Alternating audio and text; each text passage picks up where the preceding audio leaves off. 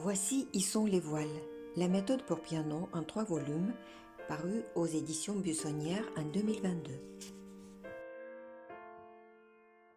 Cet ouvrage est né de la rencontre des deux musiciennes, Anne-Françoise Ducrot et Violetta Kutaz, et des deux peintres, Jūratė Bučmytė et Albertas Krajinskas.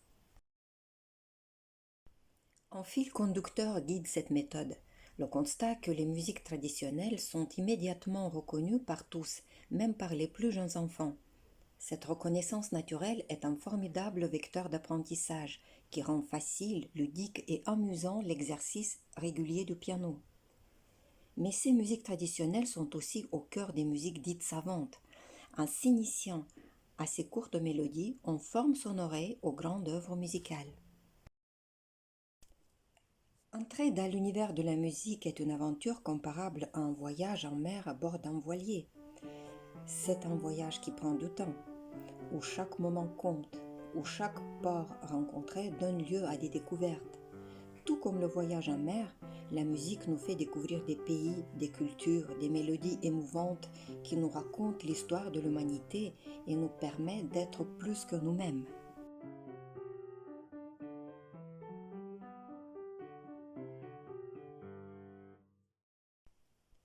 Les 2 premiers volumes sont destinés aux élèves. Le volume 1 est découpé en 22 chapitres. Chaque chapitre reprend une notion fondamentale de la théorie musicale. Chaque notion est immédiatement illustrée par une page d'exercice, puis de plusieurs petits morceaux d'application.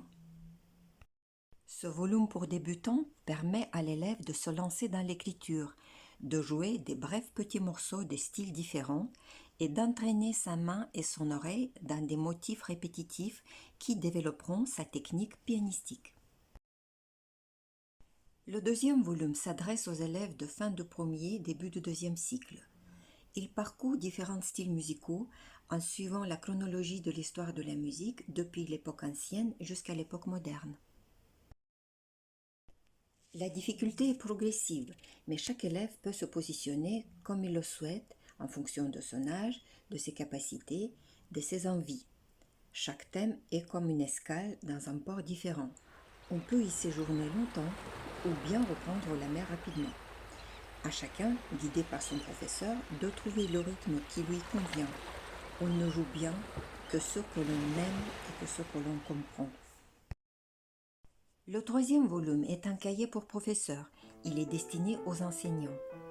Il exprime nos positionnements pédagogiques et constitue surtout une incitation à la créativité. Face à la diversité des élèves, tout musicien doit trouver des idées pour aiguiser la curiosité et l'envie de travailler. Les savoirs fondamentaux doivent être la clé de voûte de tout enseignement sans jamais devenir dogmatique. Pour que cette méthode soit aussi la découverte de la beauté, il fallait l'intervention d'artistes plasticiens. Leurs nombreuses illustrations permettent de faire rêver à des horizons lointains.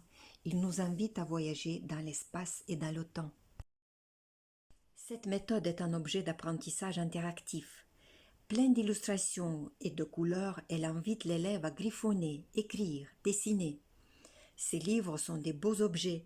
Ils font naître le plaisir de tracer soi-même les lignes et les courbes de l'écriture musicale. Ils contribuent à l'installation d'un rapport esthétique à la musique et créent un attachement de l'élève à son livre en faisant oublier les photocopies.